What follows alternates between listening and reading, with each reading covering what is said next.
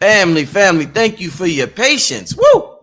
Man, I don't know what happened. This never happened with me and Rob. We was having You ain't hot yet, Rick. huh? You ain't hot yet. Oh man. I mean, you ain't on the live yet. Oh no, I'm live. I'm live. No, we live. We live right It's now. not still normally show up on here. Just say schedule. Damn, this There we go. family. You got it? You got it? Yeah, I got an echo and a delay too. Okay. I'm an echo. Can you hear me good? I'm echoing back. Oh. Yeah, I we got, dealing with we dealing with a few technical difficulties. Bear with us tonight, family. We gonna make it happen regardless. Don't know what's going on, but Rod Hayes, welcome back, my brother.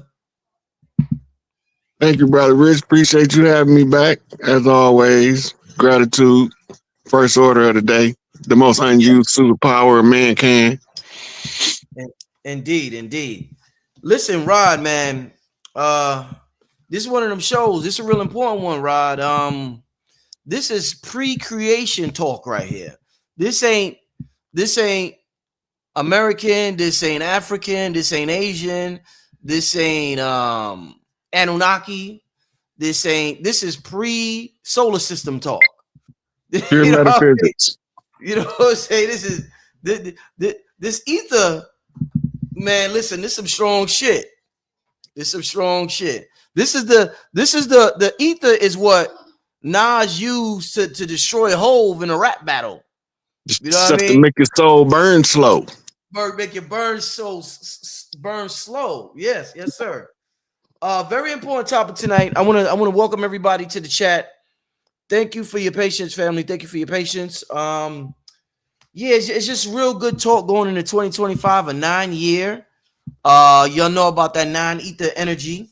And the talk was inspired. I had called Rod Hayes last week.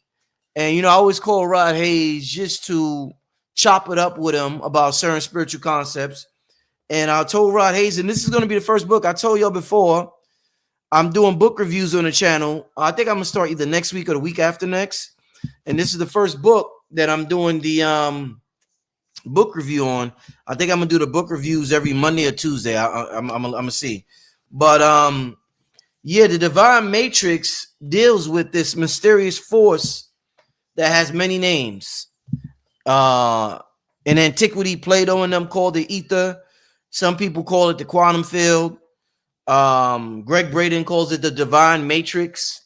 A lot of different names for this field, this invisible force, this invisible energy that's out there that permeates, contains, that's the bridge, and that is just the essence of the whole universe. Very, very mysterious force that a lot of scientists deny exists. A lot of Tesla talked about it. And matter of fact, let me say one of Tesla's quotes. If I have it on me right now, I don't know if I just had it. I don't. Yeah, Tesla actually said their ether is the medium for every electromagnetic wave, from radio waves to gamma waves. So, when a lot of times I read things and sometimes I don't understand what the word means, and I just keep reading. Hold up. So I want to, because this is very important. So I want to let y'all know exactly what he meant by let me see. All right. So one of the definitions for medium is the intravenous substance through which impressions are conveyed to the senses, or force acts on objects at a distance. Then this is Oxford Dictionary. It says radio communication needs no physical medium between the two stations. That's what they're saying. This is Google. But Yeah, Tesla's between saying the station and the receiver. there is a medium. They just can't detect it. There is a medium that Right. carries all waves. So, Rod, this mysterious medium, and let me just read this before we start. I want to give a nice intro. Let me read this before the start. Rod, this section is called The Origin of the Matrix. Let me read this. Then we're gonna get started, and we're gonna be cooking in here, family. Be patient. All right. Mainstream scientists today believe that our universe began between 13 and 20 billion years ago with a massive explosion unlike anything that had ever existed before or has existed since. Although there are conflicting theories about the precise timing and whether there were single or multiple explosions, there appears to be a general agreement that our universe began with a massive release of energy a long time ago. In 1951, astronomer Fred Hoyle coined the term for the infallible explosion that is still used today. He named it the Big Bang. Researchers have calculated that just fractions of a second before the Big Bang occurred, our universe was much, much smaller than it is today. Computer models suggest that it was so small, in fact, that it was tightly compressed into a tiny ball. With all the empty space removed from what we see as the universe today, that ball is to believe to be around the size of a single green pea. While it may have been tiny, it certainly wasn't cool. However, the model suggests that the temperature within the compact space was an unimaginable 18 billion million degrees Fahrenheit, many times hotter than the present temperature of the sun. Within a fraction of a second following the Big Bang, the simulations show that the temperatures may have cooled to a balmy 18 billion degrees or so, and the birth of our universe was well underway. I'm gonna read this last paragraph. As the Big Bang's explosive force ripped through the emptiness of the existing void, it carried with it more than just the heat and light that we expect. It also burst forth as a pattern of energy that became the blueprint for all that is now and all that can ever be. It's this pattern that the subject of ancient myth, timeless lore, and mystical wisdom, with names that range from the Buddhist sutras net of Indra to the Hopi tradition's web of spider grandmother, the echo of that pattern remains today. So when we think about net, when we talk about web, I think about the internet and how the internet connects us all together right now, as far as technology that we use externally. So if we have the internet that connects us all, the Ethernet connects us all in a whole nother way. Let's talk about the Big Bang. Let's talk about this Ethernet. Let's talk about Star Wars said the Force. May the Force be with you. Rod, you broke this shit down to me on the phone, Rod. So come on. Let's talk about this ether that's out there, my brother. Talk to me. Okay, so you ever heard of something called orgone energy? Yes, sir. Yep. Mm-hmm. The original discoveries of orgone energy was something called an ether accumulator. Okay. Okay. You got what's called a clean accumulator. It comes through opaque, almost clear. Mm-hmm. And then you have the dirty accumulator, and when it comes through, it's filled with soot, which gives it the appearance of being black. Uh-huh. Right. So the ether of itself is like a aquatic field. Right. So now we're using water as a frame of reference, because water is the physical similitude of spirit. What that word mean? Rob, what that word means? Similitude. What's that? The meaning, the similarities in the two. Okay. Right. Okay. Right. So the physical representation of spirit is water. Because water permeates all things, and you can accumulate the water, but you can't keep the water trapped because it's going to always find its way back. Right. So this is taking something from a source, is showing you a metaphoric link, right, in cycles. As the water cycles, it goes through a water phase, gas phase. When it's frozen, it's in this solid phase. Right. When it becomes steam, it's a gas. But when you refine the steam even further, it's a vapor. A vapor is the mirror to what the ether is. Right. So remember when Obi-Wan told Luke, he said, the Force, Luke, is neither good nor bad, but it is the intention applied that makes it so.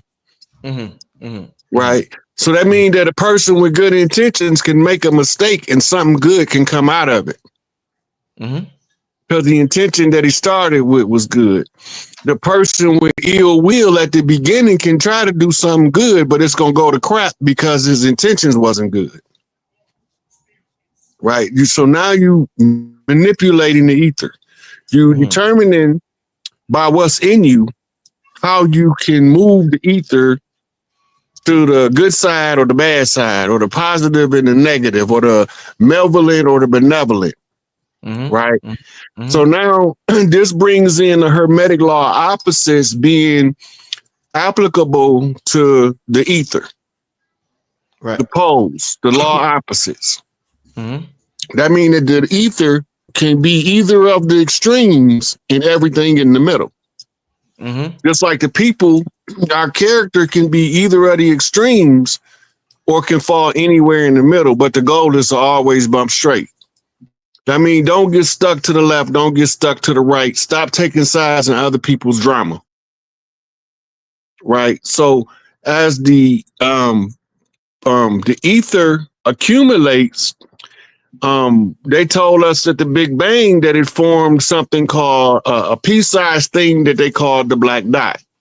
Right. Ironically, he didn't call it the black dot in the article, but in these, it's a Scientific America article from the 90s that talk about it, what he's talking about.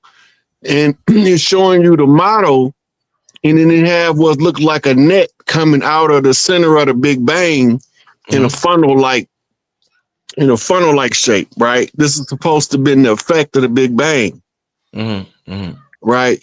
So I say that's when they turned on the simulator.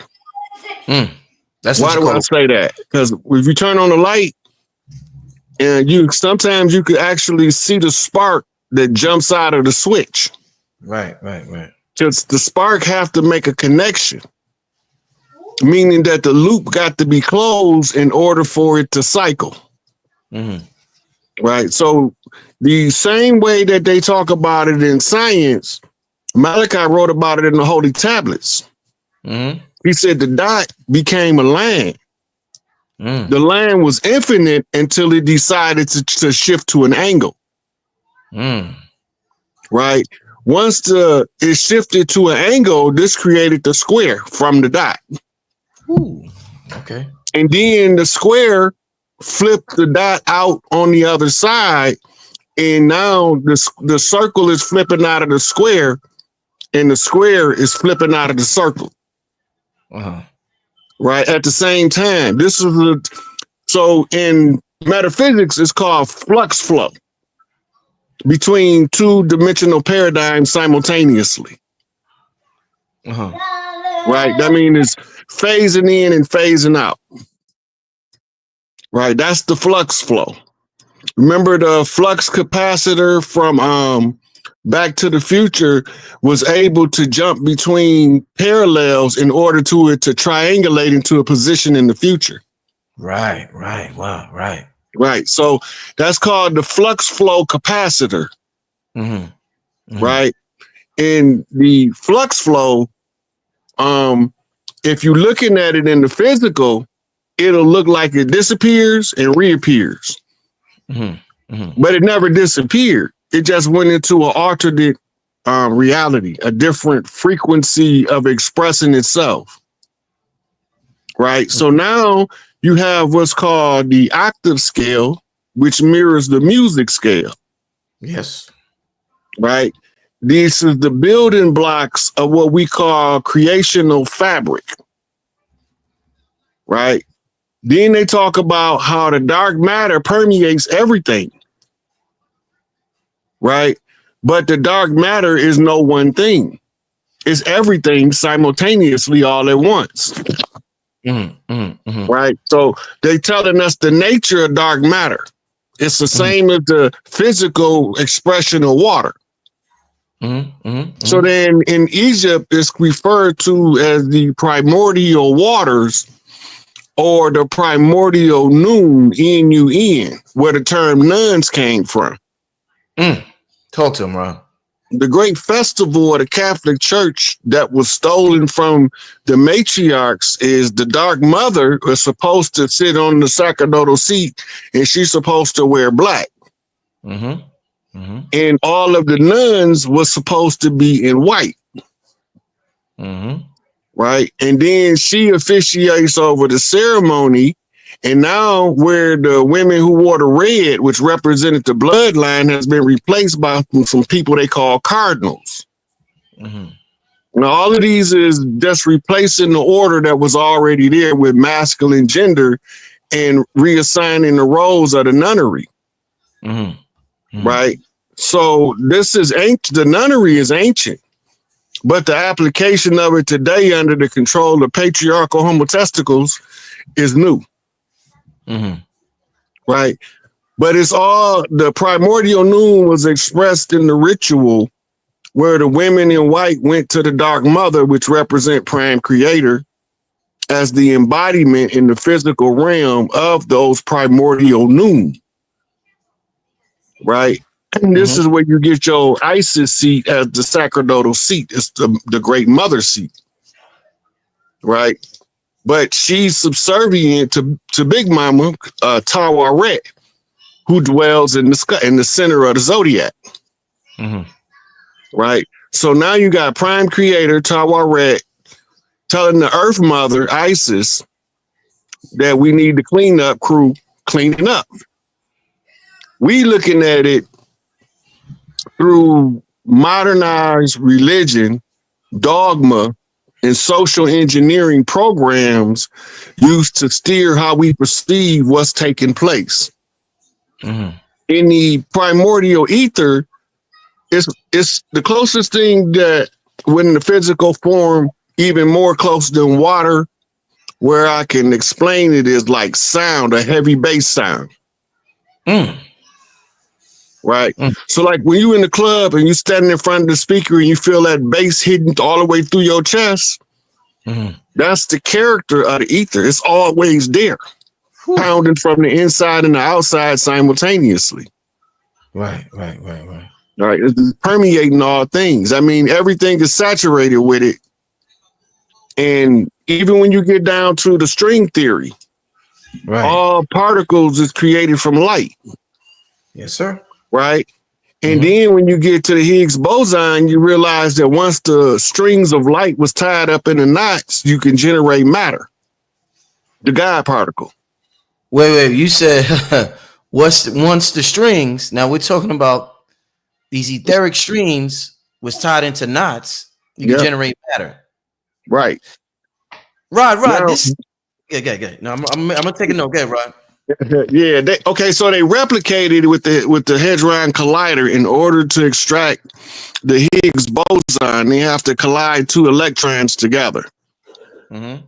Right. When they slam into each other, all of these other particles are produced as the byproduct of that collision, which simulates the Big Bang. Right. When 2012, on December, I think 26th, they discovered a Higgs boson, right? Which tells them that this is the particle responsible for what we call density of matter.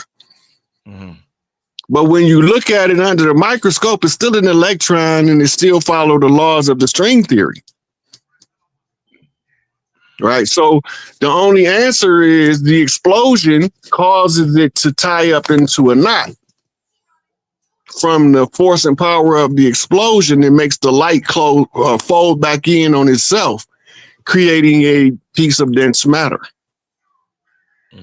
Right. This is why the 3D looks like it's fixed position of reality and we can't walk through walls, because the Higgs boson governs the law that separates things.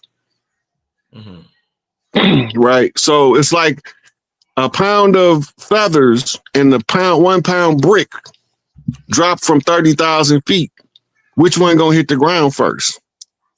The only way that the brick hit the ground first is if the feathers are not contained.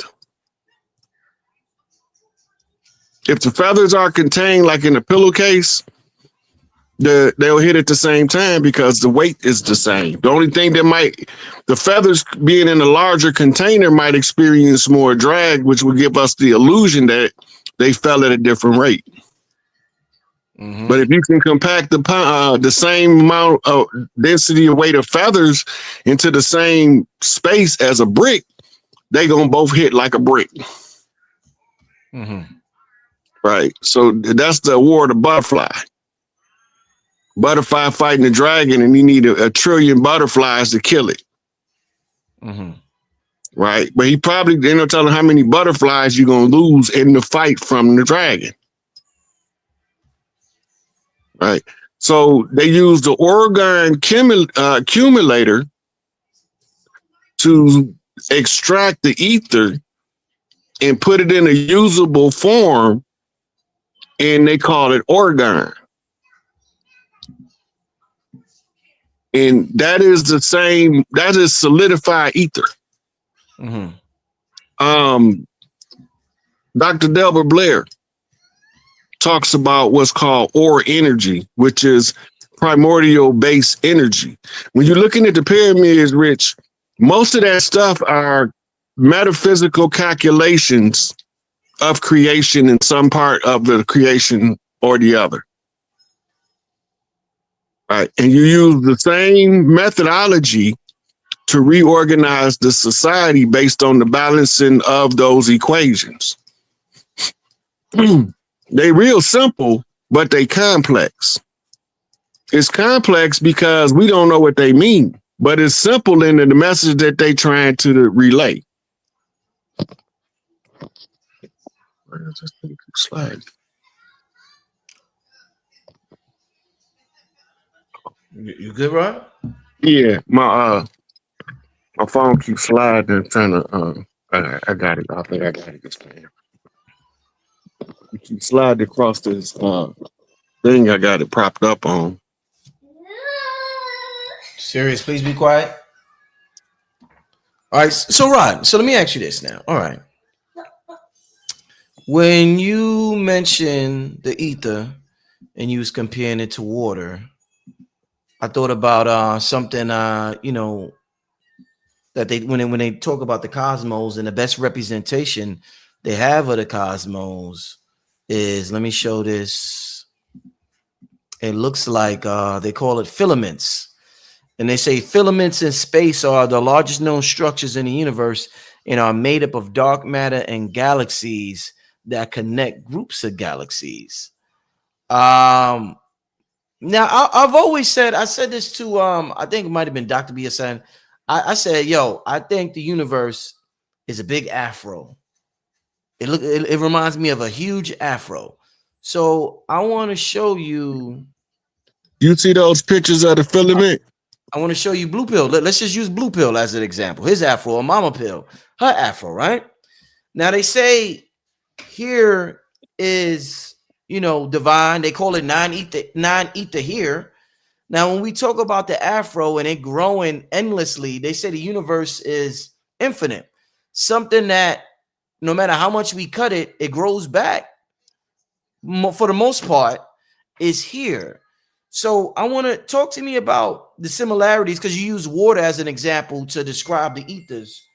How much of an example can we use here when we're describing the ether or the structure that makes up the cosmos? Is here also one of the best physical representations of what we call etheric energy, Rod Hayes? Right. That's because the sacred 369. Remember, you brought up Tesla earlier. Yeah. You say when you understand the power of the 3, 6, and the 9, then you understand the fabric of the universe. Right. So when you look at it, all it is different directions of curls. Right. The 3, the 6, the 9. That's deep. Just different direction of curls. That's deep. Right. Deep. But this is all taken from, the Afro hairstyle is a representation of the uterus. Right. The energy field around the uterus represents the hair, and the uterus itself is represented by the face. It's a homage to the Great Mother.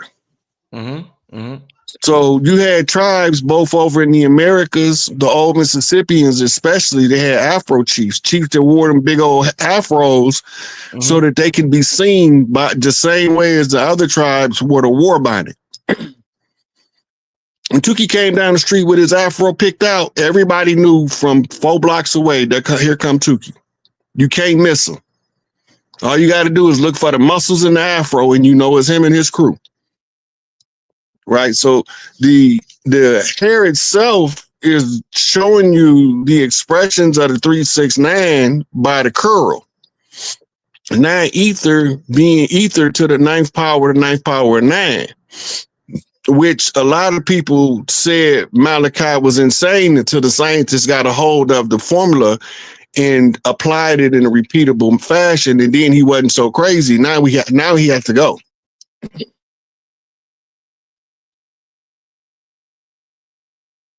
So when you look at the hair follicles, also mimic the brain cells. When you looked at that the fabric of the universe is showing you the same fabric of the layout of the neurons in the brain.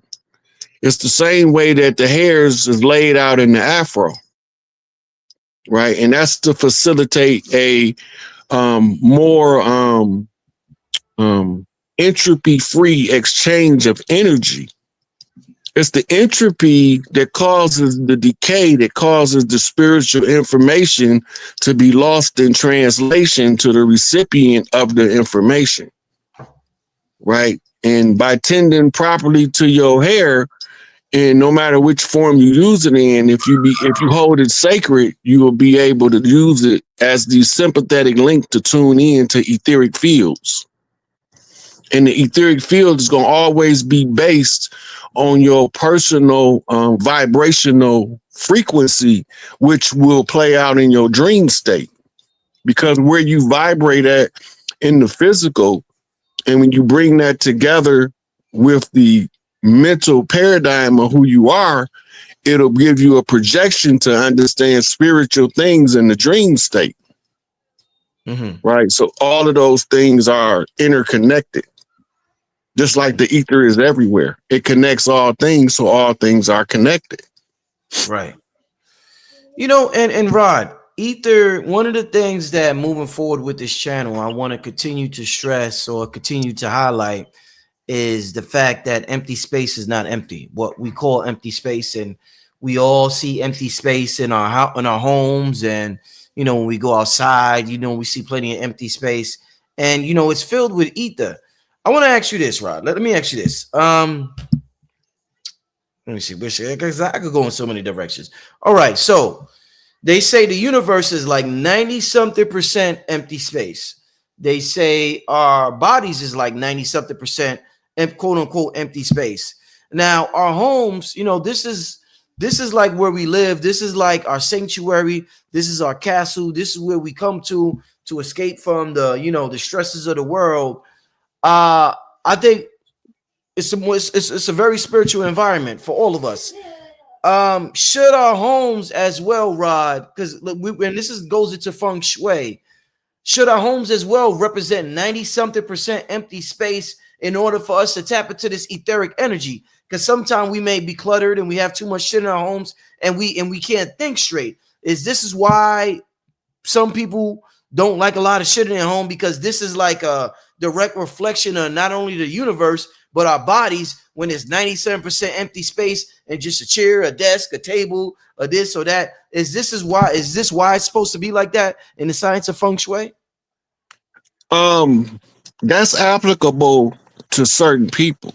But you've seen people with a cluttered house with OCD, where every single thing in their house got a designated spot and it got a lot of stuff in there. Good point.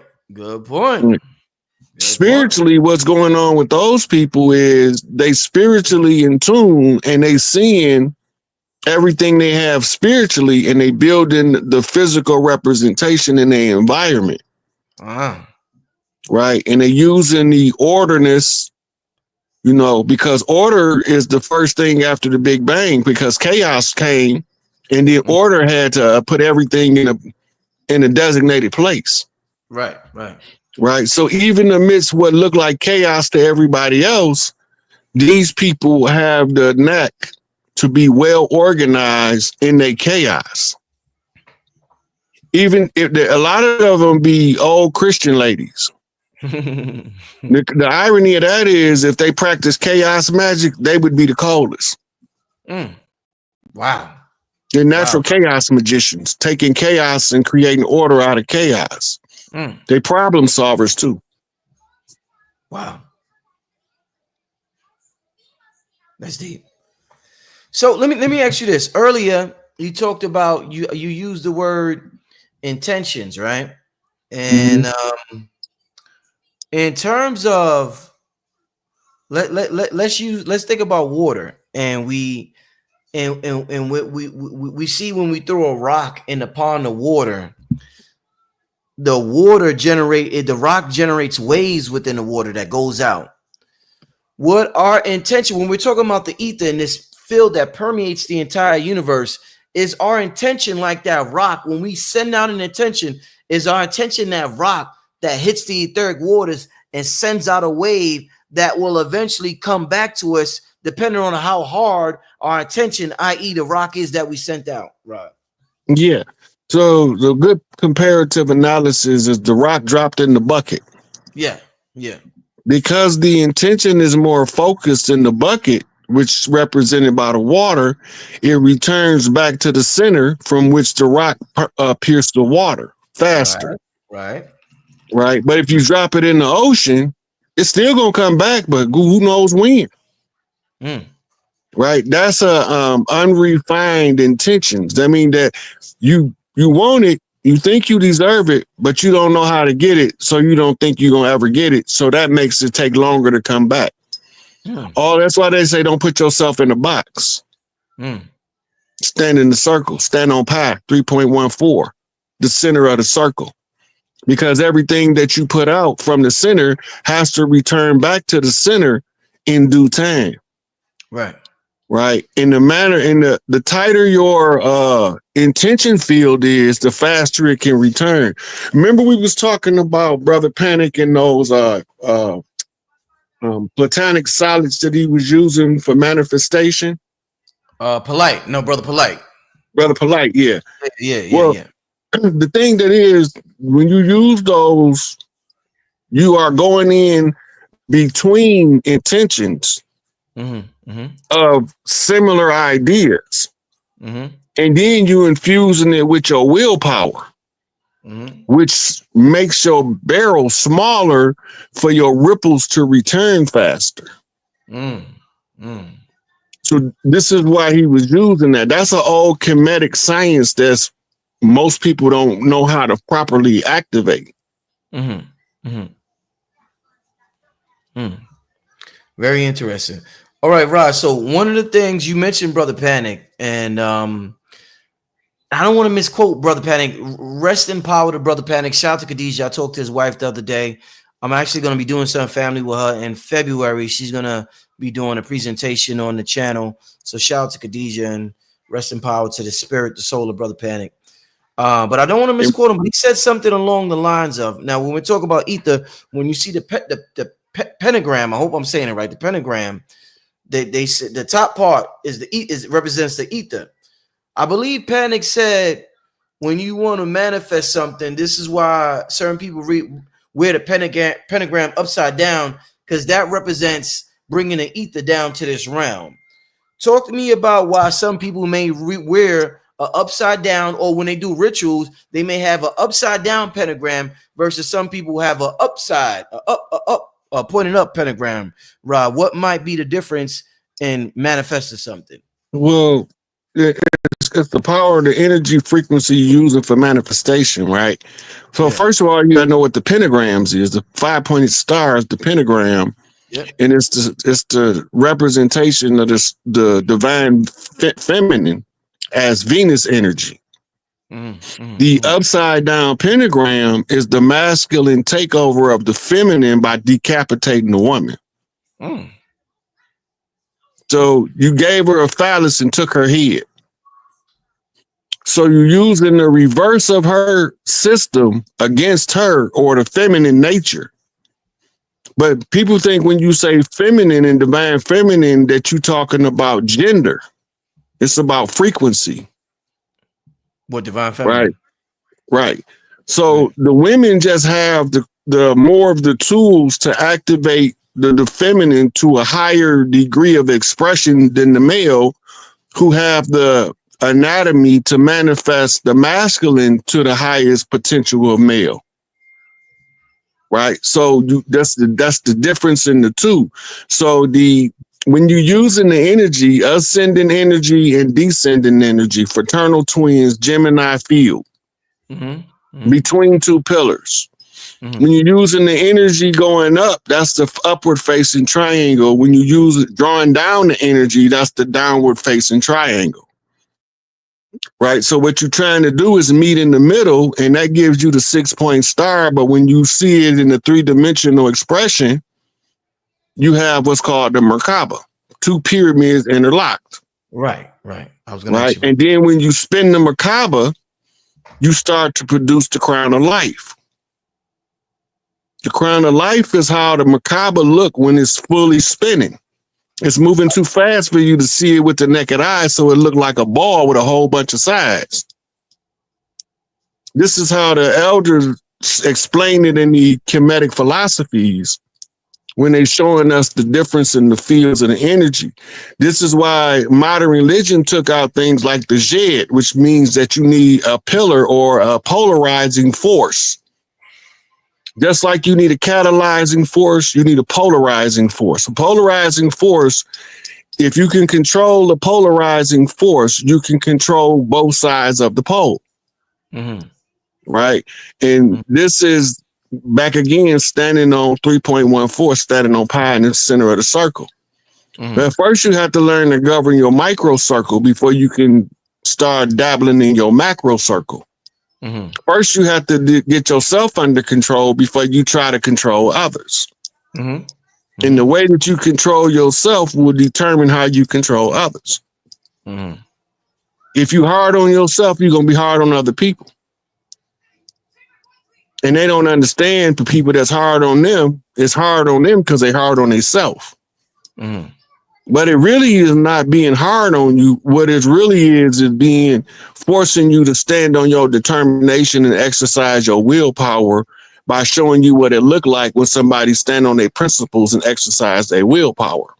And we tend to become so soft in this modern era that it becomes offensive for somebody to become direct, standing on their principles and exercising their willpower. We get offended because we not doing it.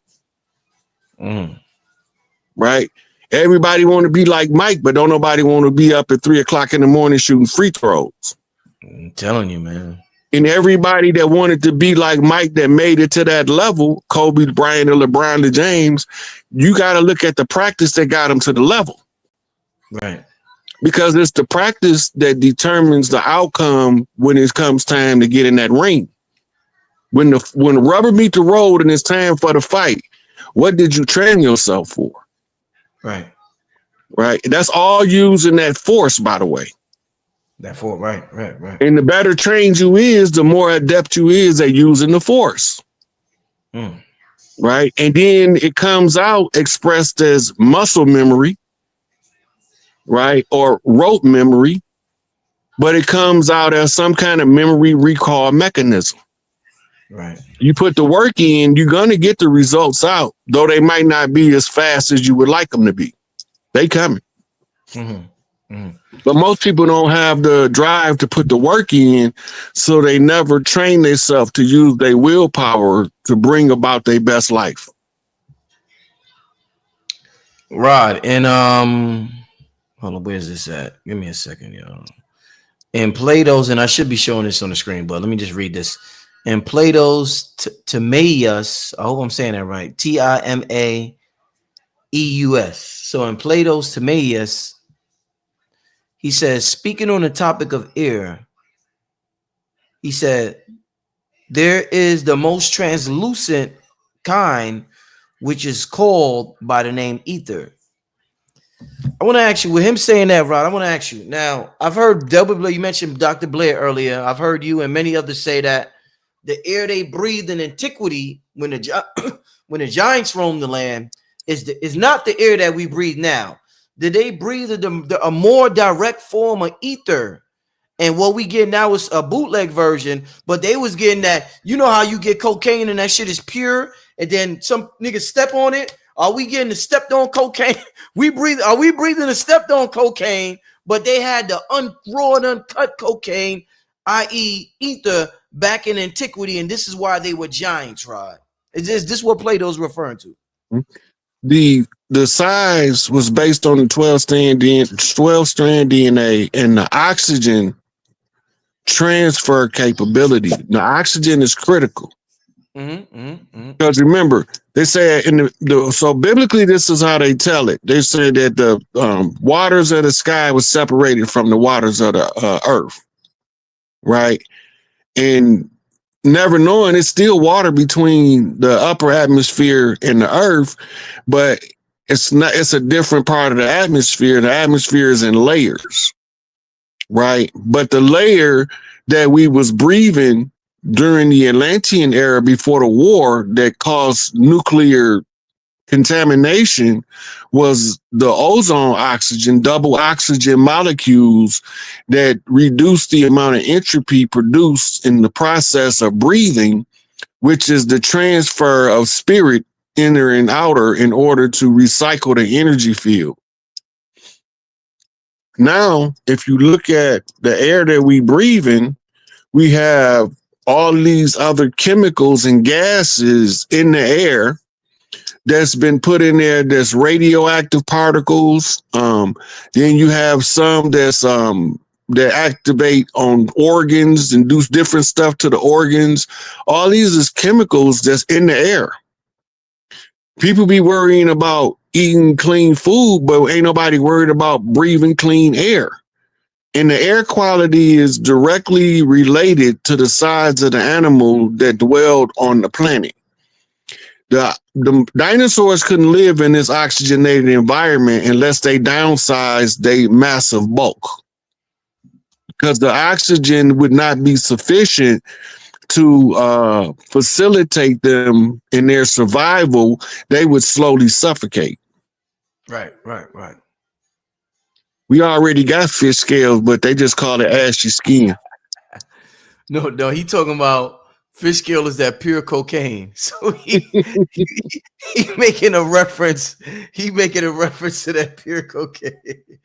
Oh, yeah, that Peruvian flake. Yeah, exactly. Oh man, y'all some funny dudes in the chat. Very, very interesting conversation.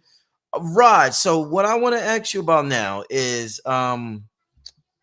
they say, all right, let me ask you this, Rod. All right, so a lot of things got demonized. Some of the most spiritual things that can help us got demonized. So like Baphomet, all that type of stuff. Everything that pretty much could benefit, they turn evil or to the devil or unlucky, like the number 13, things like that.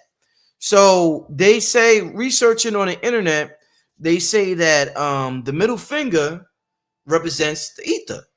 Now the middle finger has been demonized, right? You put up the middle finger, if you're spiritual and you go like this, you feel like a derelict. You feel horrible. You feel like a degenerate. This is ether. So why on the internet they say the middle finger is ether then? That's air. It's earth, fire, air, water, ether. Some people may use it to represent the ether, right? Because remember, what happened to the fire when it get done burning? Where did it go? Yeah. It went back to the ether. Yeah. Right. And he left all of the carbon, which is the physical byproduct of going back to the ether. It's called ashes. Right. Remember when earlier when I was talking about the orgone accumulator? That's the opaque ether that he was talking about when you say that it's the purest form of air. Right. Before nuclear war, see, people only think of the nuclear fallout, the radioactive aftermath of a war. What they don't think about is the chemical changes to all of the things that the radioactivity affected. Right. And the only time they pay that attention is when they go to Chernobyl, where they had the most devastating nuclear meltdowns in recent memory. And now they seeing 6-legged cats and frogs with 18 legs, stuff like that. Now they notice that the radiation does more than just, because you gotta remember, only two things causes a mutation: right? Gradual change over a prolonged period of time, or ultraviolet light bombardment of radioactive particles from the sun. Mm. When it's time to evolve, the earth and the sun got to say, humans, level up so that the fish can level up, so that the seals can level up, all the way around the whole animal kingdom. We supposed to be able to read nature, understand how we are naturally, and move in harmony with everything around us. Mm-hmm. But as part of the byproduct of the entropy, which is the deterioration, you have what's called a negative aspect. Now we going back to Hermetic principle, the law of opposites again. Mm-hmm. Mm-hmm. Right? So that's telling you there's somebody good-hearted that's controlling the ether, and there's somebody dark-hearted controlling the ether, wicked at the heart. Mm-hmm.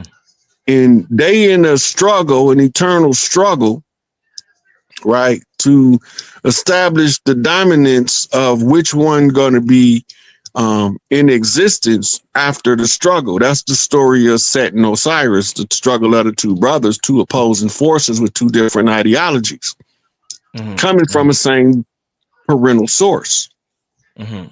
right? And then the mediator between the two ended up being Isis, which was the sister. And the remedy was for Heru to rise up to the throne, overthrow Set, entropy, extreme chaos, and reestablish the great father, Osiris, Usir, the one who cares for and maintains order among the family. Mm-hmm. Right? So they telling us metaphysics, quantum physics, then they telling us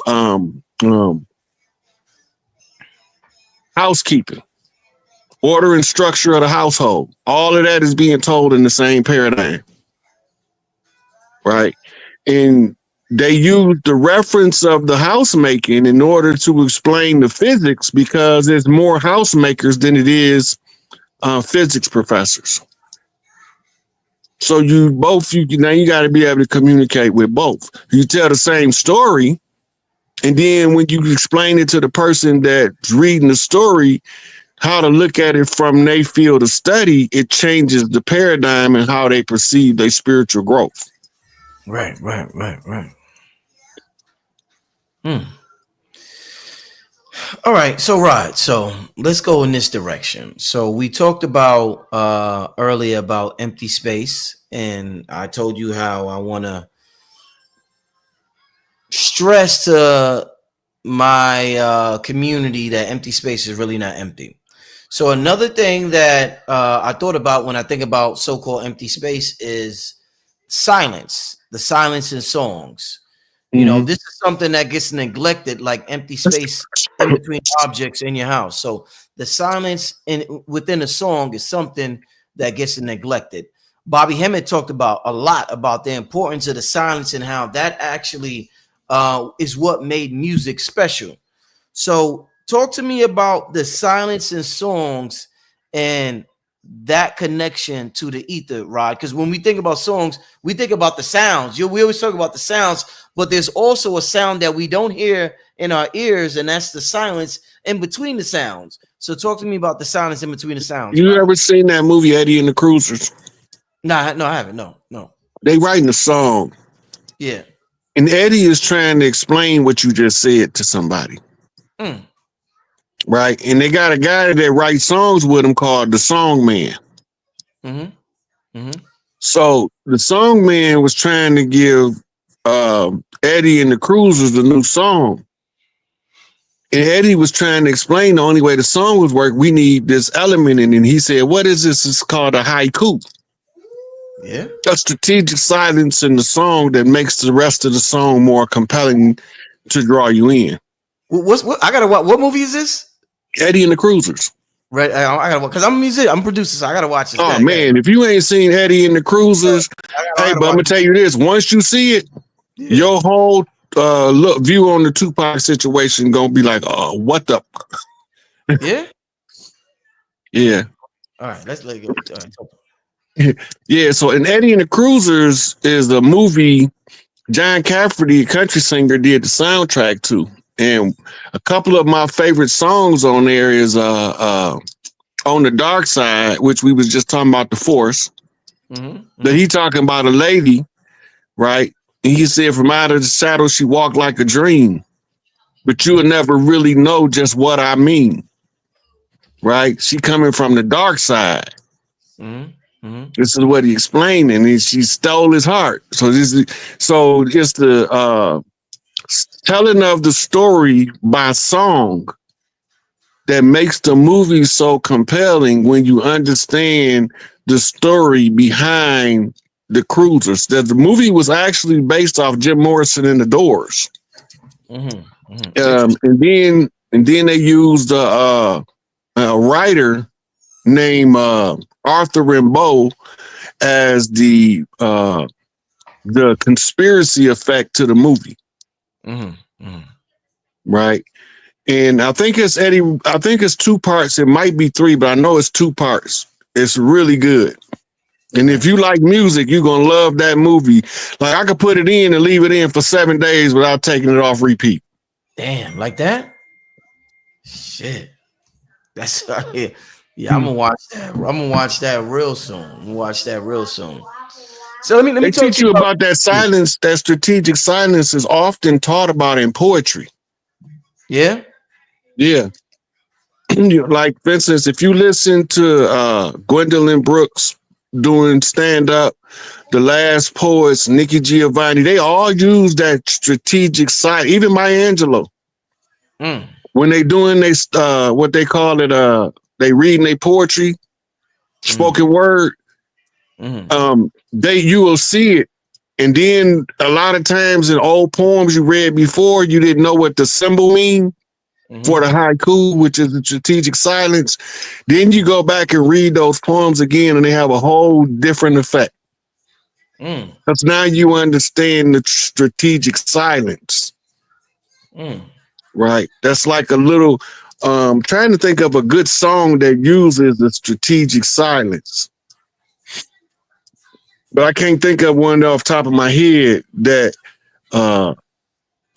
it just stick out where everybody that heard the song would know what I'm talking about. Most of them are French songs, folk music and stuff like that.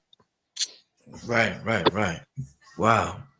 Yeah, that's that strategic silence, because even when with you talking, like let's say there could be 2 speakers, Rod. This is a great example.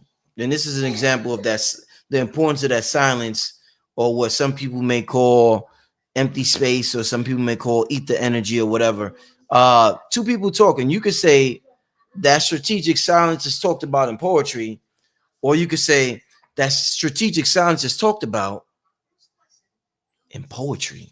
And the person who used that silence and said in poetry, yo, it hit my heart.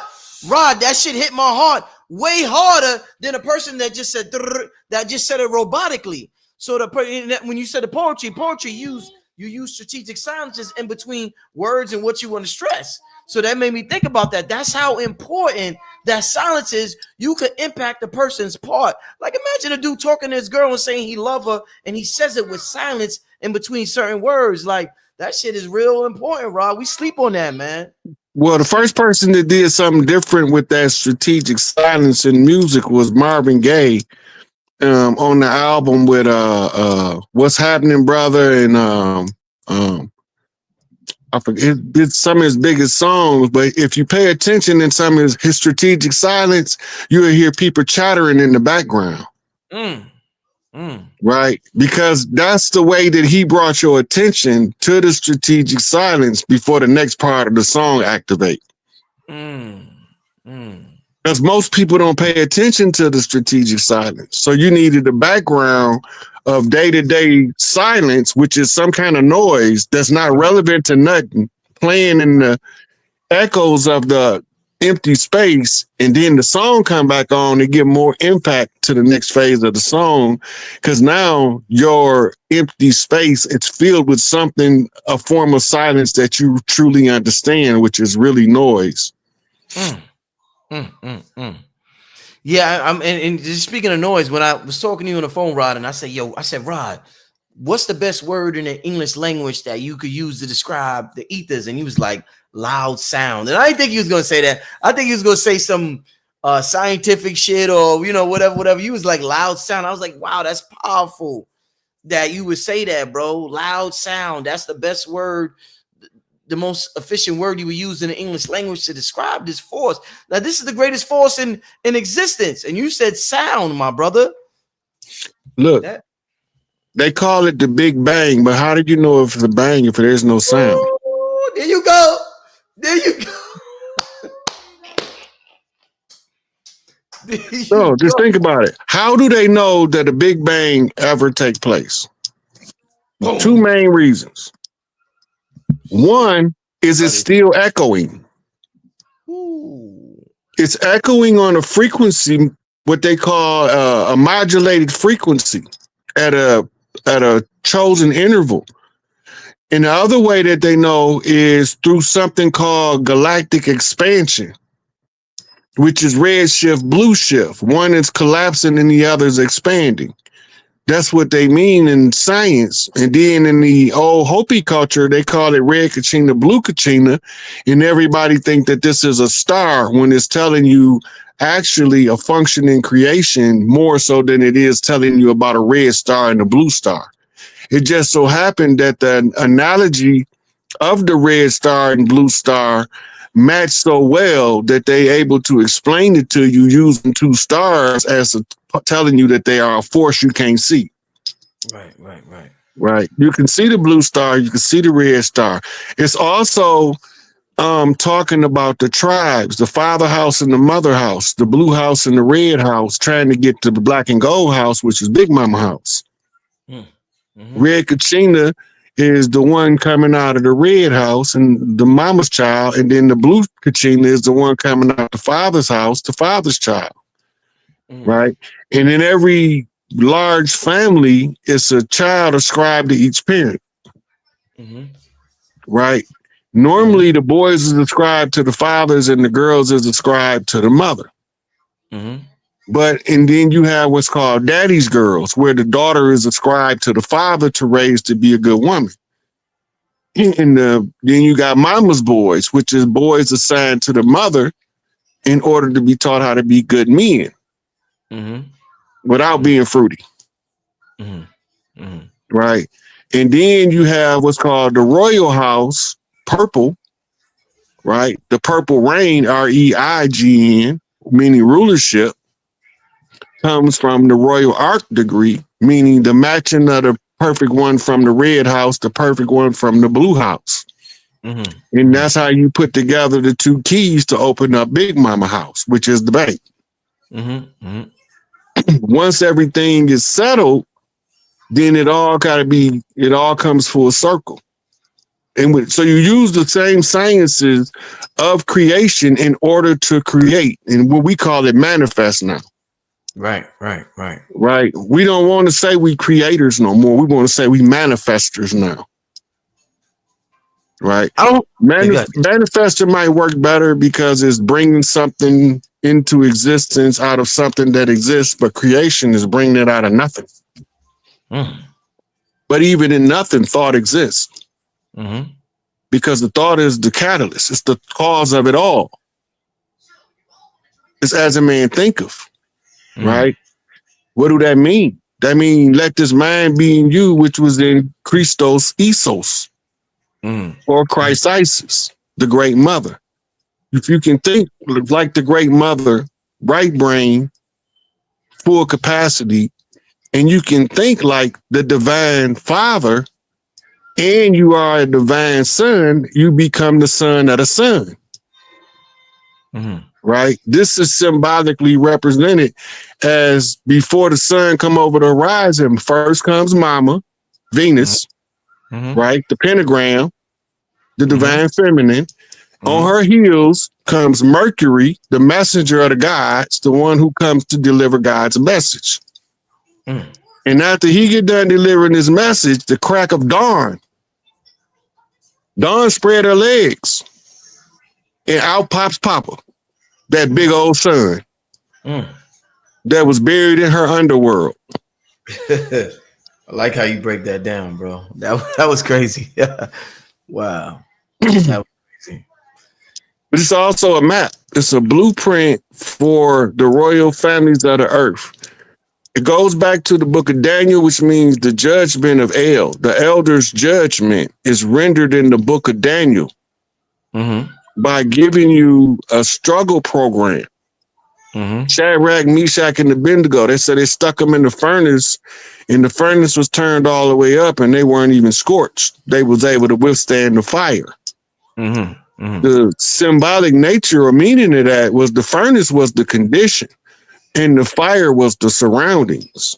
Harsh environment is the way you refine character, but they use in metallurgy to tell you that their character was being tested and that they were being put to the fire in order to determine who and what they was. And they found out when they came out, what? These are the protected ones from somebody. Right? And now Nebuchadnezzar loses his mind and loses his kingdom. But what happened? When Daniel decided to finally read the writing on the wall, Nebuchadnezzar slapped out of the slumber, realized he's in the jungle among the beasts. Hey, I don't supposed to be here. Symbolic of waking your brother up from the slumber by reading the writing on the wall. In ancient Kemet, we call it hieroglyphics. In New York, we call it graffiti. If you know the land, you can read the graffiti and you can know what tribe is operating under the modern banner of gang. Them tribes. Wow. Right? There's no such thing as a gang. A gang is a tribe. It's even in the definition and etymology of the word gang. They tell you it's a tribe or family unit or family group that don't go along with the status quo. Therefore, they don't fit into the system. Right? And then now the gang realized that the tribe, they reconstitute. We was at war. We got murdered, slaughtered. But we ain't died. We multiplied. We baby kids up in here. Who is baby? That's Big Mama. You don't believe me? Go to New Orleans and ask them where baby stay. They're going to be like, which baby? You mean Baby Johnson? Or you talking about Baby Milton over there? That's somebody Big Mama. Damn. And Big Mama kids don't never die. We always multiply because we have to answer the oppression with producing children that's offspring born at inception to solve certain social issues in the general public. If you look at the way that we moved in the 50s and 60s, it's not how we moved in the 70s, 80s, and 90s. Because we were so heavily saturated with infiltrators, we didn't know what the hell was going on in the 50s and 60s. We know that it was a civil rights bill passed in the 60s, and we thinking that it's for some black people, and it's say indigenous civil rights right on the bill, or Indian civil rights. But it's for us. But we supposed to be from Africa. Right? And then when Martin started to tell it, they got to silence him. Malcolm tried to tell it, so, you know, he had to go draw the infiltrators out. If they in here like you say they in here, make them come out and show themselves. If I go this way, they going to come out and kill me. Prove it. Right? Chickens coming home to roost. Detroit Red Rooster. Right. Running a red herring to get the wicked ones away from the babies. If he right, they got to destroy it all and start all over and get rid of the infiltrators. At least isolate them and control them. Right. So they destroyed it. Wharf-Deen Muhammad. Farrakhan rebuilt it. Rod, you talked cultural phenomenon. Rod, you talked about manifestation about 5 minutes ago. We started going in on manifestation. Before I ask you this, because I got a question I want to ask you, or something I want to say that I read in a book and I want to get your opinion on. But before I bring that up, I want to ask you, where did the story? We talk about these stories that are like they have a deeper meaning to them. They're like allegories. We have the Bible. They describe an internal process that's happening inside of us. but the story form allows us to be more connected to it. So they tell us this story form. Where did, and I'm gonna be doing more things in story form. I got to call you and tell you about it. I talked to Red and Blue Pill about it. That's a conversation I got to have with you on the phone. But where did the story, Rod, of this genie that grants us 3 wishes? There's a deeper meaning to this genie. We're talking about manifestation. This carpet, Aladdin, this carpet, this genie granting us wishes. That seemed like a hell of a deal. We could get whatever the fuck we want from this genie on this carpet. Where does this come from? What's the deeper meaning behind this story before I go into what I read in this book, Rod? So in the earth traditions of the tribes of the earth, we have the people that have namesakes, right? That's all of these people that's naming their children after Ra. They naming their children Osiris. They naming their children all these deity names. Those children have the genetic capability after being programmed by the parent with that name to download the same frequency of leadership qualities that those people displayed. These stories is designed in order to tell you the type of power if you carry a certain name. In this case, we're talking about the genie, which is the jinn in Islam, which the church wanted to turn into the devils of Islam when they was the totem protectors of those tribes, so that the Catholic Church don't have to worry about them calling on their God to assist them when they can use our God to run away from their God, right? So they polarizing. All of these stories is to make you not use your ancestral power source by villainizing them.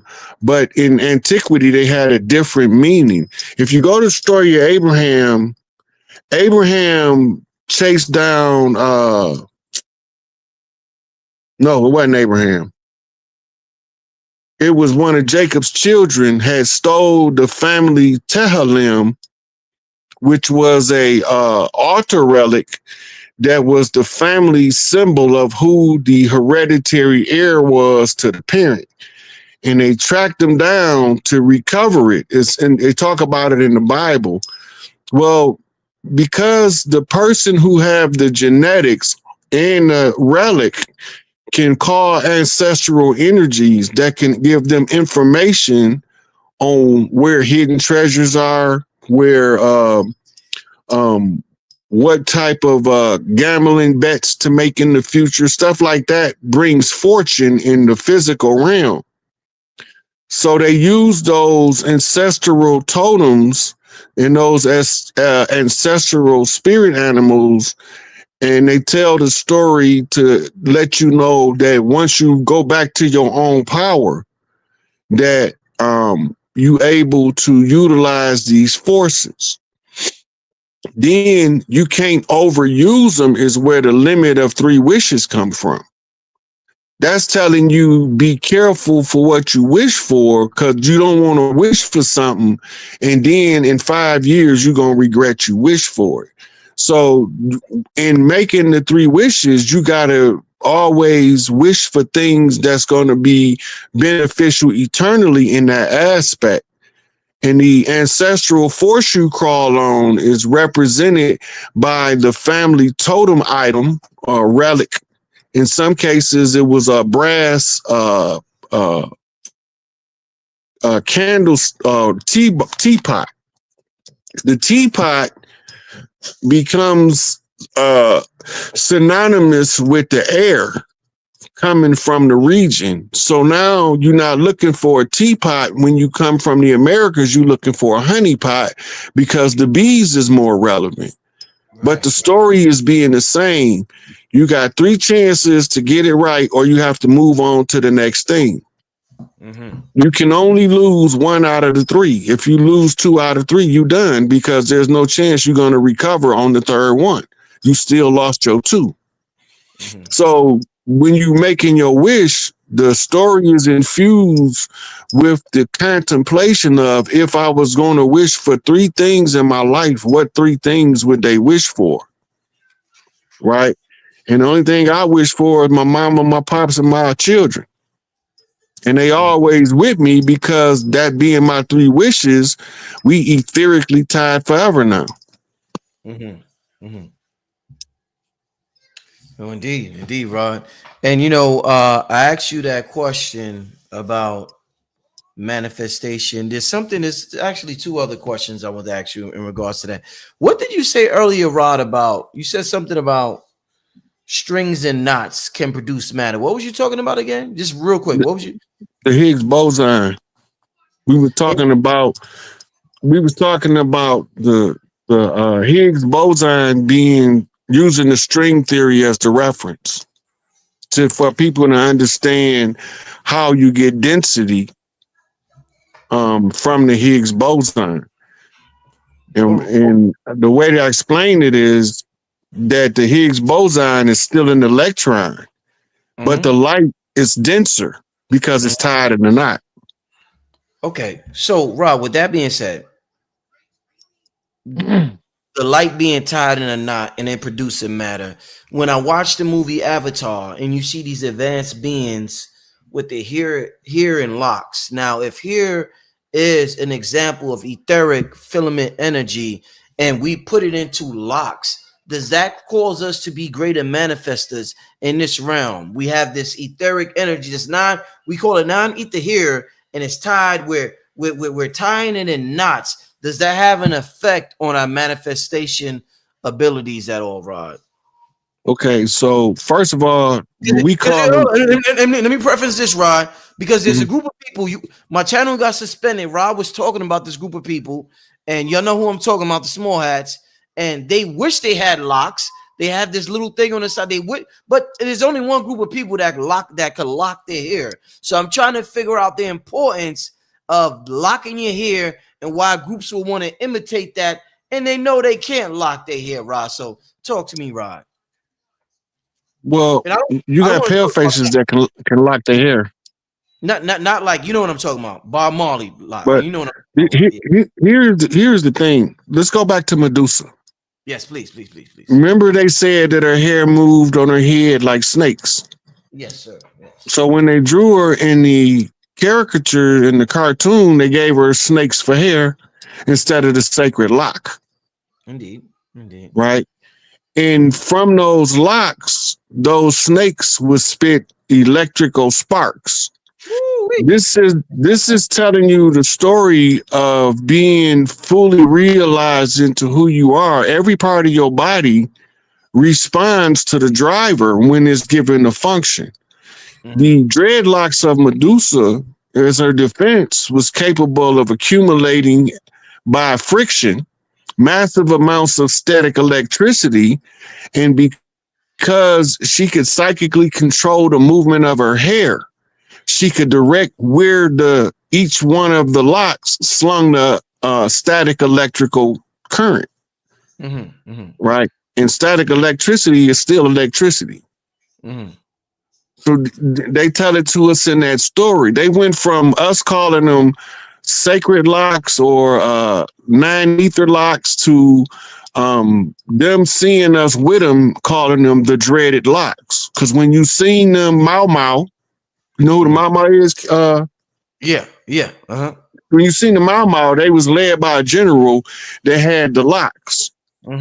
In Jamaica, when they was harassing the natives that would celebrate in their parks, the only thing that they hated is that when they called for the ones with the locks, so they started saying the dreaded locks. So then they became known as dreadlocks. Right.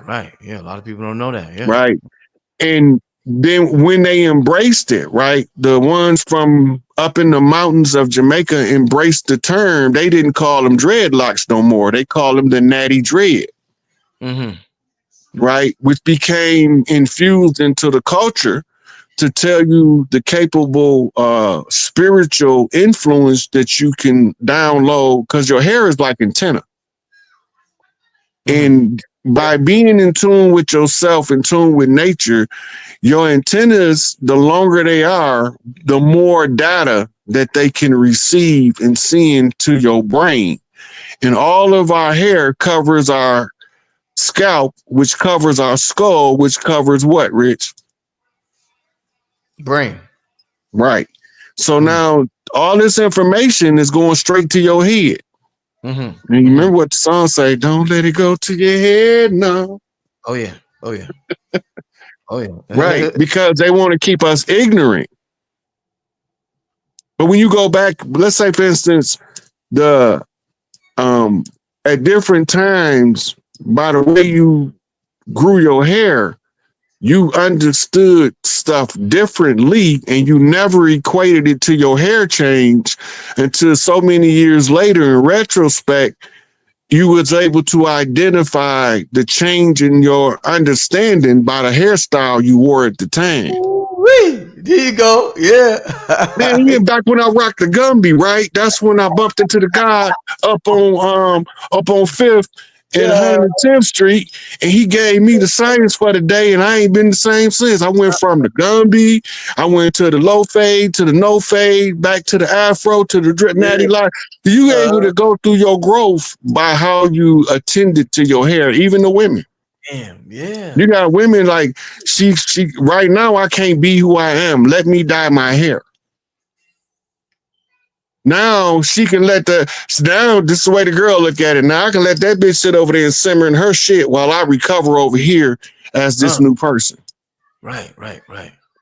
That's the chameleon clan. Those are cosmetic legacy of the chameleon clan, who understand to change the appearance of the person is to change the way the person see themselves in the world. And what you change it to determines which manner of character they will perform as, using the ego that they was given.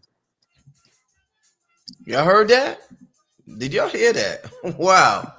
Did y'all Please don't hear ask that? me to repeat it. It Oh, sounds like a tongue twister. Yeah, that was channeled straight through Rod. Rod is, Rod on his radio shit, Yeah, but that's the science of the chameleon clan. Yeah. That's why they got the term chameleon anyway. That's their totem animal. Right. And they the ones who always changing their style up very frequently as they become aware of new information. Right. Yeah. Wow. All right. So Rod, so I was reading the book, right? So and we about to wind it down. Shout out to everybody in the chat. We got 3,000 people tuned in tonight. Shout out to Billy Carson and Terrence Howard was live tonight at 8. I didn't get a chance to see it because I was, getting ready for the show, but I like clicked on it and I heard Terrence mention about the Big Bang, and he was talking about certain things we was talking about tonight. And I'm like, damn, man. He mentioned ether because he mentioned Tesla or something like that. And I'm like, damn, man, we so connected and we don't know it, that we will literally do similar shows the same night, and I have no idea that. Yeah, what you said, Rod? Spirit teams. Man. This is why you go to the Rucker. You ain't got nobody with you, but you got next on the court. You got your picker who you want to play with you now. That's a good example. That was a good example. Hey, ain't nobody passing up the next, but you only gonna pick the one gonna keep you on the court the longest. Right. Wow. Wow. That's also a tribal leadership training program. Ball games or open game sports. You pick your team, I pick my team. From out of the ones that's here, that was a training program. We talk then about they started turning it into a money-making scheme and turned it into professional sports. None of those things was originally professional sports. They was all stuff that we did tribally to keep certain lessons being practiced in the community. That's a leadership lesson. Because you ain't gonna pick nobody on your team that's not gonna keep you on court. They got to be able to ball, but guess who else got to be able to ball to even get next? Wow. we Rod, the show that I just did with you, B-Dale and RFG, we talked about sports and spirituality, and I was telling you about the whole point guard and all that. So it's interesting that you say that. Wow, yeah. That is amazing, man. That is amazing. What I want to talk to you about, Rod, is in terms of the ether. The book talks about divine matrix, talks about, and I heard Bruce Lipton talk about this also. about how human emotions influence the DNA, could change the shape of the DNA. Programming. Bruce Lipton was one of the pioneers. It's called epigenetic programming, Yeah. where you're because they say the environment influences the genetics, the DNA, but the thing that the environment that influences it is your perception, and the thing that influences from your perception is your emotional reaction. Your emotional reaction is it goes back to your human emotion, right? So your human emotion influences your DNA. They did a test where your DNA influences the influences photons. Photons is particles of light that matter is made of. So this matter is made of photons, particles of light. So your emotions influences the DNA that influences the matter. Now, in terms of ether's all in this thing. So talk to me about. They say that Greg Braden says that the language that this field, that many names, ether, quantum field, whatever you Same define language it. as computers. Yeah, so check this out. They say computers is ones and zeros, Binary but code. binary code. But the ether understands the language of the emotions or the language of the heart. So the language, Frequency. yeah, frequency. So talk to me because we're talking about manifestation, and we don't understand how important emotions is in this equation to manifest or bringing certain things into this reality. And it seems to be everything, Rod. Talk to me based How on what I many just times have you heard me tell you your emotions is your navigation system to a where lot, you going in your life? a whole lot, a lot. And this is why. All that information you went on with Greg Braden, with the other guy, what's his name?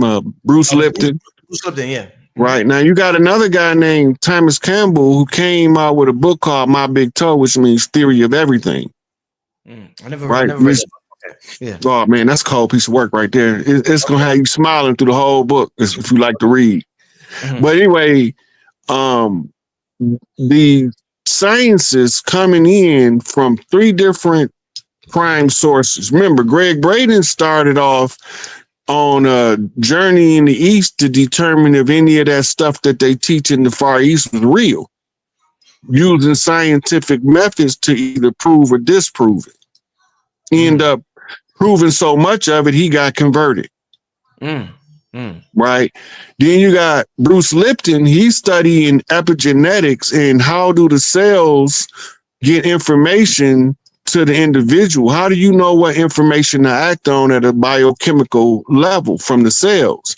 Well, the cells is getting the information projected from the outside through what's called the membrane. Membrane mean microbrain or little brain. Meaning a small piece of something. And it's the smallest part of the brain, membrane. Then you have what's called your neurobrain, but you still got two other brains that you have to deal with. And one is your heart brain, and the other one is your bottomless pit brain, which is your intestinal tract. Right? It's a bottomless pit because everything that go through it don't come back up unless it's bad news. Right. So they telling you the story, all of these systems working together. Okay, now if you step back and take your emotions out of it and say, how do God look at this invention and what was he making? Right. He made a Earth navigation rover that would be controlled from externally by remote radio broadcasts. And he have to be tuned in to a certain dial on his genetics, which comes in through his crystalline DNA, which is made up of the amino acids, which is microcrystals. So now they're using crystals to transfer the information from the membrane, and they're using the mitochondrial to charge it all up, right? Which takes us back to the matrix. Because the part of the mitochondrial where the energy is produced is called the matrix. Right. But what do the word matrix mean? The word matrix means divine mother or great mother. So when we talking about being in the divine mother, the great mother, we talking about being in her dark matter, her seminal fluids, her embryonic fluid for us to gestate in while we being created in creation during the creation period. Right. So then you wonder, why is it that the ether permeates through me, right, and is all around me? Because you in mama embryonic sac surviving off of her etheric fluid.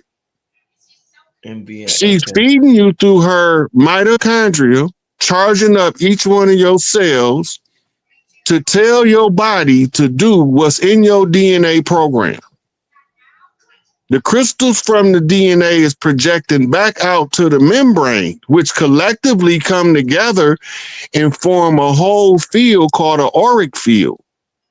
And from the auric field, all of the information downloaded through the matrix into the DNA crystals projects to something called the neural network.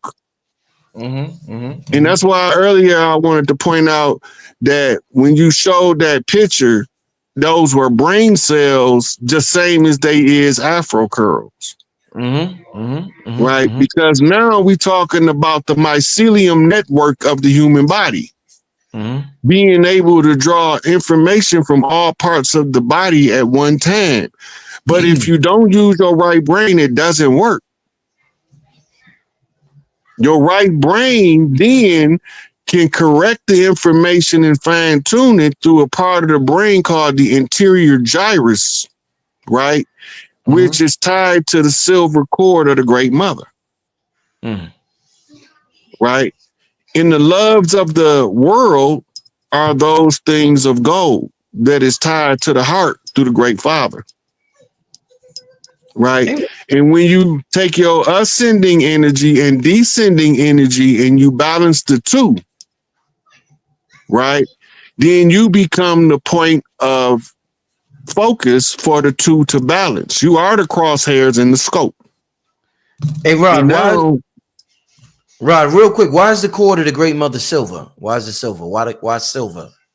The energy, the lunar energy, is silver, and when you see it astrally, it's silver energy. When you see the father connection to his children, even if he don't have relation, it's always gold. Right. So they tell you about the silver key and the gold key. Astrology. Excuse me, need some drink. Take your time, brother. Take your time. Shout out to everybody in chat. We got about 3,200 people in the chat. We going in. Beautiful conversation. Talking about the ether. Astrology is when you're trying to develop the father mind, and it starts to cross over into astrology. Now you're starting to be introduced to the mother mind, because astrology and astronomy go together. Right? So the gold keys are to study astrology and astronomy, the stars. The silver keys is the reading of the tarot deck, which is oracle training tools for your right brain. The goal is to sync your left brain, father brain, with your right brain, so that you're no longer in your wrong mind, but you in your whole mind. This is going back to being holistic in your approach. That's why you say don't take sides. They telling me Abraham's story. I wasn't there. I ain't never met this dude they calling Abraham. So how I'm going to argue with somebody whether Abraham did something or didn't, because I'm quite sure that everything he did in his life is not in that one little old book. It does not tell us where he pooped at. Nowhere in there has ever told us where anybody pooped at, except for King Saul when David cut his cloak. He shit in the cave. Other than that, there's nowhere where it's telling us how did they go about making a living. Which one of them was the Godfather and which of them was the Capadon. They don't tell us none of that. But we will argue you down that Jesus said something and ain't never one of us seen it come out Jesus' mouth. We don't know what Jesus said. We know what they told us Jesus said, but we don't know what Jesus said. So the elders said, when you get past to that point, you stop reading it as words and stories and start reading what energy is this projecting. Why is it projecting my energy in this direction? And if it's directing my energy in this direction, why is it directing my energy away from that direction? Maybe I should look both ways before I cross this street. Right? Because somebody wants you to look at something a certain way. If they can't convince you to only see it how they see it, right, then you will only go along with what you won't go along with their program unless they can convince you that their program is better for you than your life purpose. Man, wow.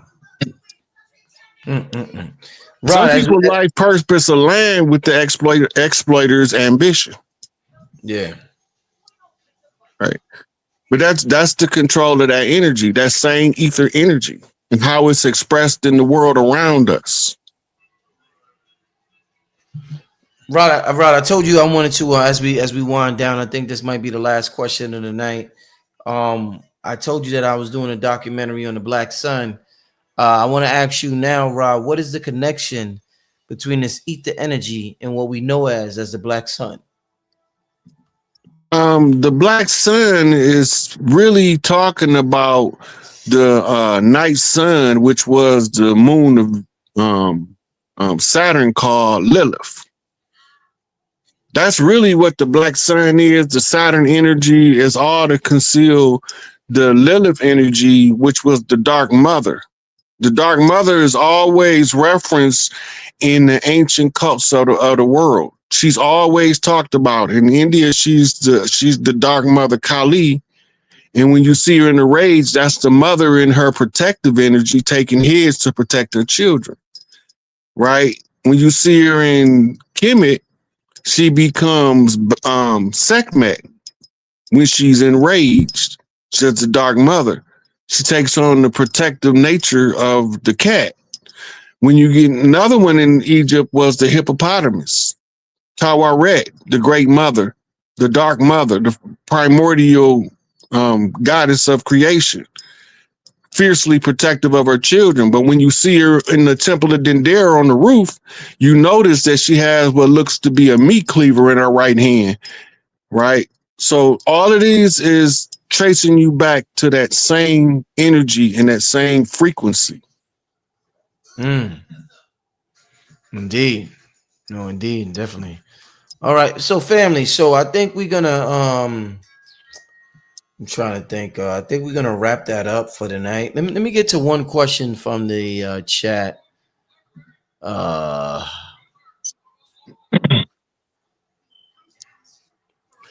me get to this question. Shout out to Jordan sent the super chat. The one question I'm gonna get to is from Rod. I see somebody asked earlier in the super chat. Let me put Rod's Cash App up here. Hold up, yo. Give me a second. Rod Hayes. Give me a second.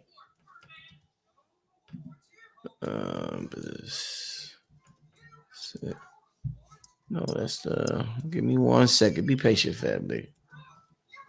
All right. Let's put this up before we get to this last question. Let's put this on the. Where is? All right. If you want to support the brother Rod Hayes, for those who want to inquire, some of us remember it by now. The brother's been on the platform for about 2 years now. You can hit him up on the Cash App at $SIK8, capital SIK, capital APE. All right. But the one question I want to get to, shout out to Jordan for sending a super chat. He wants to know, Rod, you said they mixed the third dimension as an infinity loop. How does this correlate to life already being infinite? And what can we all do about it? We'll end the show with that, Rod. Okay, so the infinity loop is really it's to stick you in a state where you can't really see what you're doing because you're living in two dimensions simultaneously. Nature has to resolve that.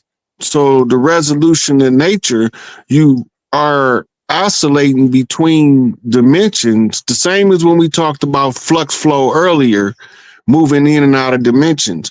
When you sleep, you go live whole lifetimes sometime in one night. Sometimes people have 4 or 5 dreams that's over 12 hours long in the dream, but when you wake up, you only been asleep for a couple of hours. That's because you interdimensionally shifting and you fourth dimensional matrix as the dreamer, what we call the astral realm. The physical realm is the 3D where everything is believed to be solid. But when you get closer and closer with microscope, you find that nothing is connected. It's space between everything, even the most densest thing. The illusion of density comes in as the separation between things, right? So everything has what's called a physical form, and the physical form is a reflection of the astral form. In the current paradigm we in, there's no mythical beast of the world. Everything is humans and what we call base animals, right? But it was another era where we had unicorns, fairies, gnomes, trolls, and all that stuff. And a lot of those stories are legends, like the Skinwalker story is about the tribes that covered themselves in the skins of the local animal in order to go to war in stealth against their enemy, right? So we wear wolves, but they suck blood, werewolves and vampires. Talking about the people of the land versus the people that came. Characteristic difference defining the separation in the two. So when they opened up in the Atlantean era, at the end of Atlantis, what caused the collapse was they opened up a portal. The portal was between the third and the fourth dimension. In order to create a barrier, they blew a collider similar to the Hadron Collider in CERN, and they blew a nuclear explosion in there, which caused the third and the fourth to buckle like a slinky spring gets stuck. And that way that we could be in the right side up for so long, but then we in the upside down for so long. And this is what they call the Lucifer lens flip, when you're able to see the upside down when you're in the upside down, and you're able to see the right side up when you're in the right side up. Right, that's called the Lucifer lens, the ability to see fourth and third dimension for what it is instead of what you was told to think it is. Right, that's one of the prerequisites to activating all of your psychic abilities, is to be able to see clear in the dream and while you're awake, so that you'll know which state of condition you are in and which work you need to do. We needed to get out of the infinity loop, and we have to match up a redemption process, a redeemer, with an astrological event called a Muhurta. When the Muhurta come around, that is the keyhole that flips us out of the infinity loop. And that's how we got back on the track to the fifth dimension, by putting it into the public awareness of the Muhurta in sufficient amount of understanding to allow us to jump the infinity loop to get on track to the fifth dimensional matrix, which is going to unlock a lot of the disabilities and turn them into abilities. They call it X gene activation in the in comic books, and they call it that also in the scientific world, the X gene activation or the junk genes activation. They know it's coming, and they know it's predicated on the solar event, and they know that there's going to be a Schumann response, and they softly disclosing it. Yesterday, they had a hearing about ships and UFOs in DC, allegedly. I don't think nobody really there. I think it's all a stage show. Yeah. Yeah. But I think we're going to all be told about it, and it'll all be exposed coming up soon because too many things are converging at the same concept of closure. Right, right. Indeed. And it's the disclosure is going to bring about the closure. My only concern is that people panic out of ignorance because nobody's been informing us enough on what's taking place so that we can prepare ourselves to not be in the way of the problem getting cleaned up and getting cleaned up with the problem. Yeah. That's what my biggest concern is right now. Hey Rod, man, I want to thank you once again, man, for coming on the channel, coming on the show. Me and Rod, actually, we're gonna do a Patreon soon. Just been super busy, so I haven't been able to link up with Rod, but we're gonna do a Patreon within the next week. We got this ESP series going, and I want to do a continuation from the last show about extrasensory perception and our ability to tap into that. So for those of you who are on Patreon, stay tuned for that. Within the next week, I'm gonna hook up with Rob. We're gonna do something with the next week about ESP and extrasensory perception and tapping into that. And I feel as though that's one of the I was over here giggling to myself, Brother Rich. Yeah. A lot of people don't know that when you call me up on the phone, this same way this show goes, how we be talking. Same way.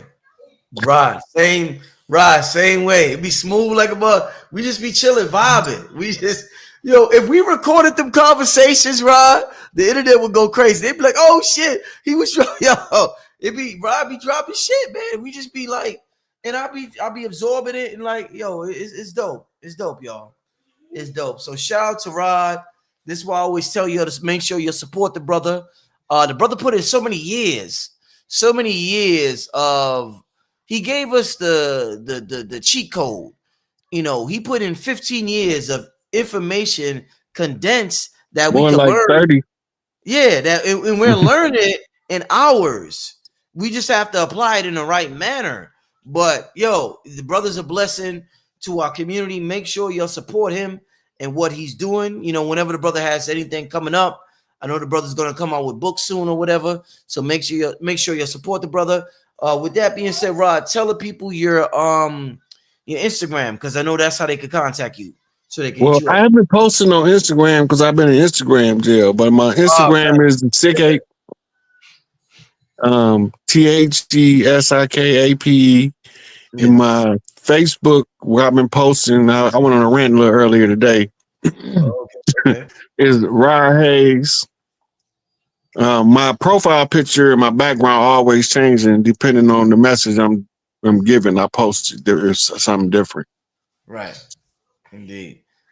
Hey, and I want to thank everybody. Thank to Jordan. Rod, you see my name at the bottom. I'm officially hey, it's Radiohead Rich now, Rod. It's official.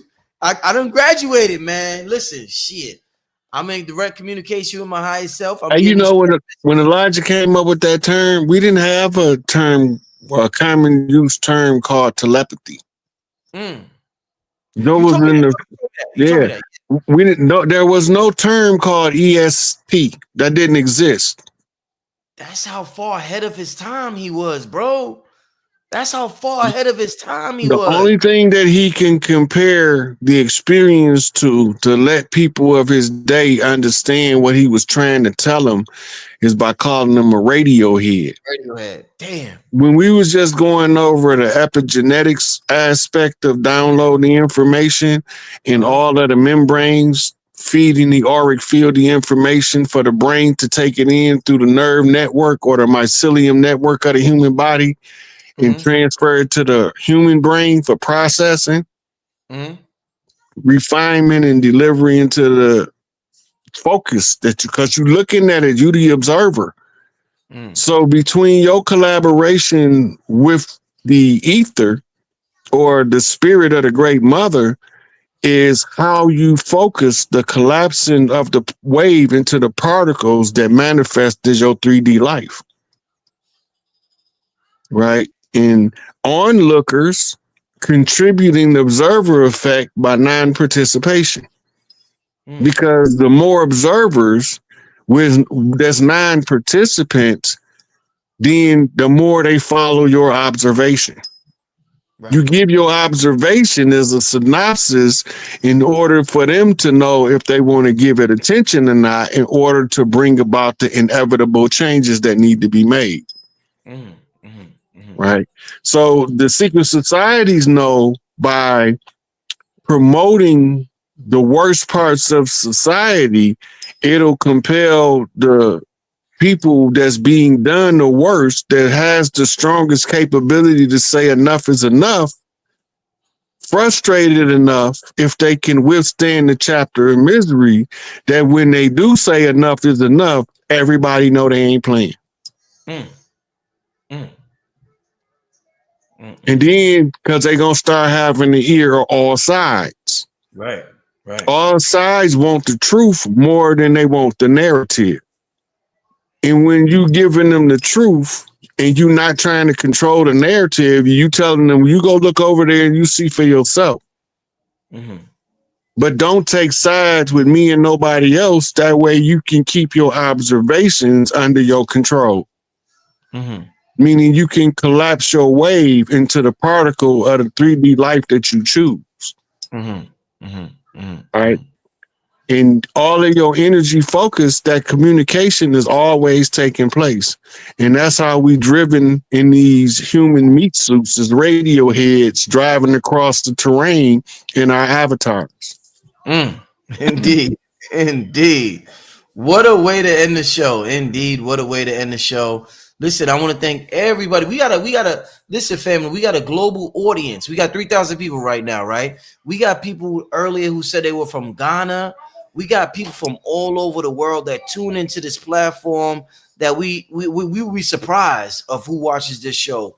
So shout out to everybody all over the world, all colors, who watch this show, and come to my world, Brother Rich world, and see what, and get my perspective and the guest perspective. And it's a beautiful thing that, y'all could appreciate us being ourselves. Rod do what he do, I do what I do, and we're able to all learn from each other. I always have a magnificent chat.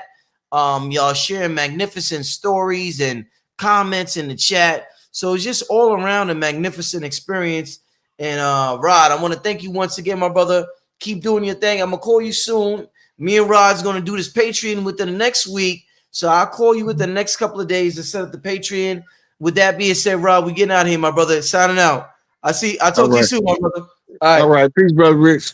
Peace, family. See you next time.